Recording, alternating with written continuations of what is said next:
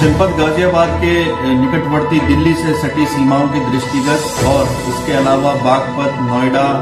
और हापुड़ जो है वहां पर जो ईस्टर्न पेरिफेरल एक्सप्रेसवे है उसकी जटिलता को देखते हुए सभी जगह पर जो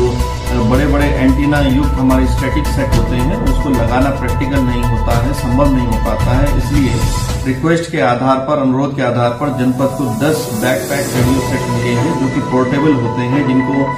यदि चलते वक्त अपने पीठ पर भी उसको रख करके लोग चल सकते हैं और यदि आवश्यकता पड़े तो उसे किसी स्थान पर रख करके, किसी कुर्सी, मेज पर या सड़क किनारे रख करके भी पूरा वायरलेस का सेट का जो कार्य है वो लिया जा सकता है। और इसकी रेंज ये है 6 किलोमीटर से 10 किलोमीटर अपना